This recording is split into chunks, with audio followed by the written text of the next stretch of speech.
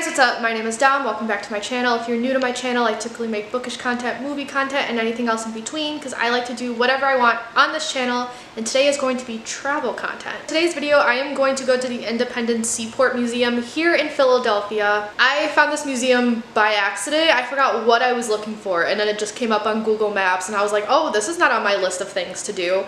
So I'm gonna do it. It's literally just a museum on Penn's Landing of boats, ships. You get to tour a ship, you get to tour the Olympia, I believe. We get to tour a submarine that does not go underwater, and we get to tour an engine room as well. I bought the whole package because I want to see everything. What's today's date? It's July 12th today. I wanted to do this a couple weeks ago due to current events admittedly because of the submersible. I saw the submarine. I was like, oh, I can tour a submarine, but this one does not go underwater, so I will not be touring the Titanic for eternity. But then the National Constitution Center ended up having a free day, so I did that instead. Here we are, 2 weeks later. I bought the whole package, so I will be going on the Olympia, and I think the submarine's called the Bakuna. The submarine is a World War II submarine, and I love touring World War II stuff. So yeah, it's going to be a lot of fun, and let's head out.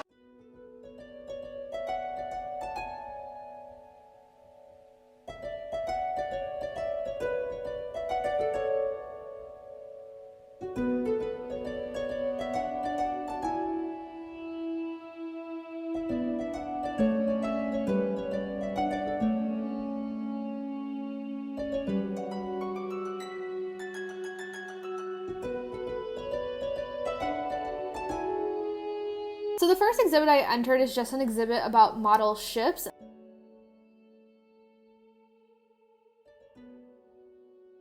For example, this ship here in 1844 departed Philadelphia to join the anti-slave trade patrols of the African Squadron, but it was unfortunately lost at sea during the Mexican-American War. This model is of San Felipe of 1690. This one I found interesting because apparently historians don't actually know if this ship existed. However, according to the little info thing, this is apparently a model that a lot of people enjoy. This is a model of the ship Welcome, which the Philadelphia founder William Penn arrived on in 1682.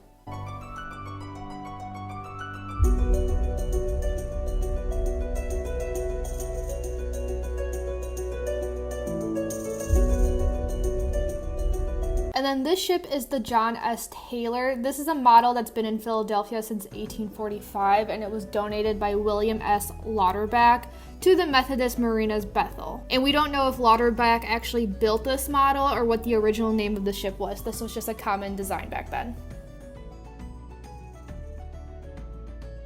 The next exhibit was very interactive, and this is the part of the museum that's more so geared towards kids.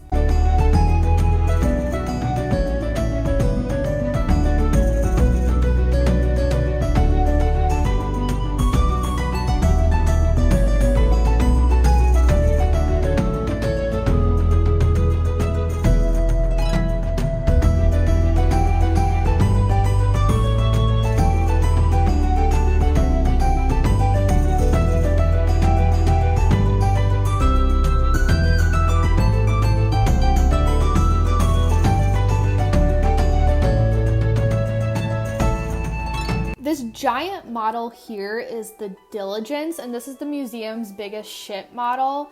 It's also the biggest model of its type in the world, apparently. At full scale, it's 102 feet long. It replicates the 1797 Philadelphia-made schooner that sailed with the U.S. Navy's very first missions.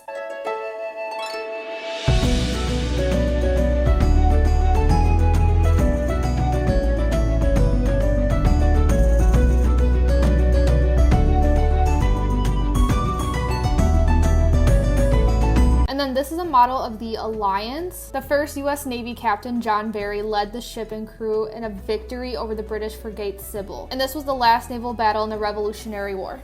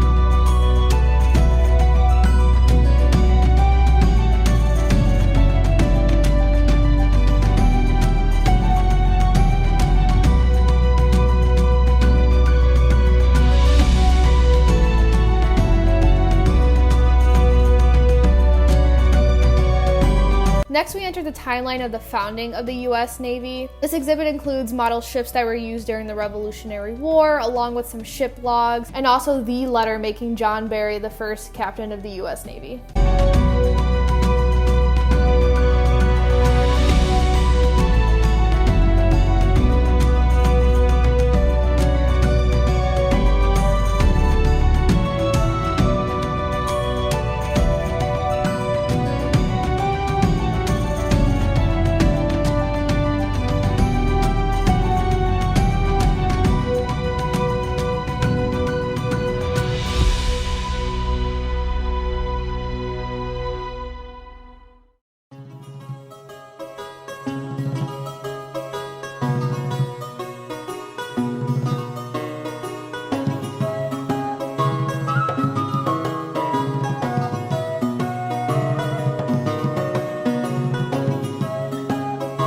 The next exhibit was about the slave trade in the U.S., and this exhibit explores how the U.S. Navy was involved, specifically ships from Philadelphia. And once again, this exhibit includes actual artifacts such as logs, and then it also explores up until the point slaves were free. So near the end, you will see artifacts of ships that they worked on and also their ID cards.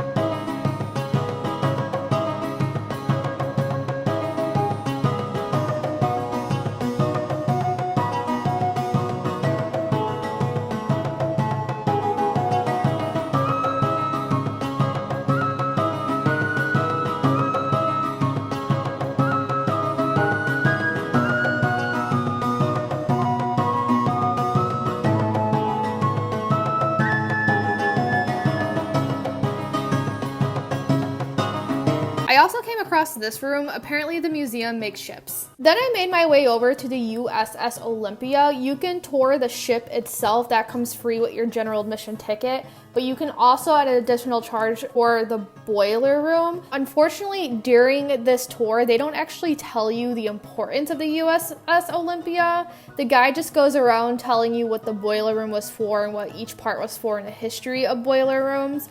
But if you don't know, the USS Olympia is a protected cruiser, and it saw service in the Navy from 1895 when she was commissioned up until 1922. She is most famous as the flagship during the Battle of Manila Bay in the Spanish-American War in 1898. So my next tour was of the submarine called the USS Bakuna. Once again, just like with the Olympia, this tour itself was more so like generic life on a submarine and what they did.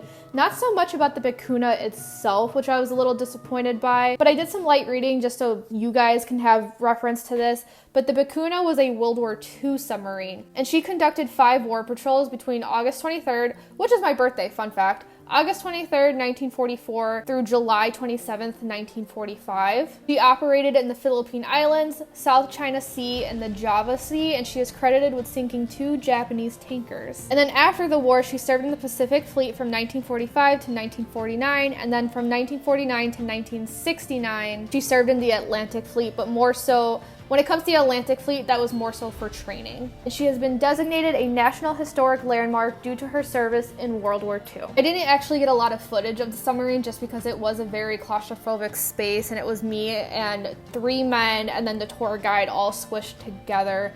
But I got to learn about how claustrophobic the space was that they had to live in, and it was really cool. Like, we got to go through the corridors, so I had to swing myself through like they would have done while this was in commission.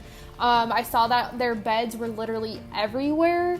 We learned that they couldn't really shower. I think they were granted like a shower a month, but that never really happened. We got to see their lunchroom, and they had to have timed lunches just so everyone could be able to eat. And it was really cool. There was like chessboard games within the table. I got to see the control room. We got to see some portholes. We got to see where the missiles were fired. I thought it was pretty cool. I don't think I could ever live in a submarine. The tour guide did say, and this was actually the first time I learned this, the tour guide did say that working on a submarine when you're in the military is actually voluntary service. They don't ever just assign you to that, and you do get hazard pay, so good for those people. Oh, and another thing, there are jokes written on the walls of the Bakuna if you look hard enough, but to this day we still don't know what the jokes mean. Apparently a lot of people were interviewed over them, but supposedly no one knows what the jokes are, so either it's an inside joke lost to history or people just aren't saying it. So after my tour of the Bakuna, I made my way back to the USS Olympia just so I could tour the ship itself, and you can basically see everything except for certain points below deck. So I got to see captain's quarters, other rooms for important figures, the rooms of the actual shipmates. Got to see their lunchrooms, their bathrooms. The interior is actually just a lot bigger than I thought it was. I don't know what I was expecting, but it wasn't what I saw. And you do get to go above deck. So actually another fact I forgot to mention earlier is that another big reason the USS Olympia is so important is that this is the ship that brought over the unknown soldier who is currently residing in the Tomb of the Unknown Soldier in Washington, D.C. This soldier fought during World War I and he was brought over from France. And you'll see later in the video there's actually a part above deck that is sectioned off because that is where his coffin laid.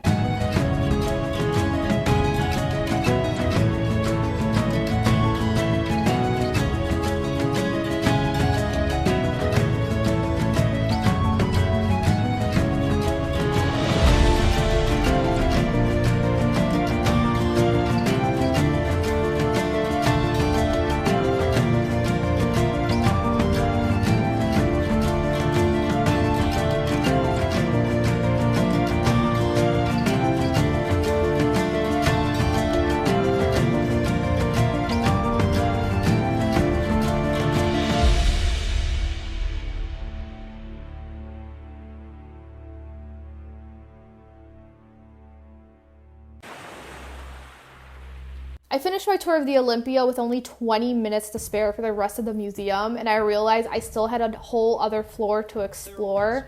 Luckily, it's an easy floor to get through. The second floor is just an art gallery, and it's all sorts of things, paintings, photograph, models, what have you, that just deal with ships, with anything at sea. This one, I couldn't really linger for long. I did feel very rushed given the time limit. So I did rush my way through it, and I wasn't really able to obtain any new information other than just pictures that I thought looked really cool. We take that whale in tow. Soon may the wellerman come to bring us sugar and tea and rum. One day when the tonguing is done, we'll take our leave and go. Before the boat had hit the water, the whale's tail came up and caught her. Hess to the side, harpooned and fought her when she dived. And that is the end of this video. I'm realizing now that I forgot to film a proper conclusion, so this is gonna be your conclusion. Would I recommend this to people? Yes, only because you should see the Olympia and the Bakuna. That's really, if I were to redo this knowing what I already know, I would only go for those two things. But that is it for this video. Let me know your thoughts down below. If you like this video, give it a big thumbs up, comment, subscribe. Y'all know the drill. And without further ado, I'm gonna peace out and I'll see you guys later. Ciao, tutti. Soon may the wellerman come to bring us sugar and tea and rum. One day when the tonguing is done, we'll take our leave and go.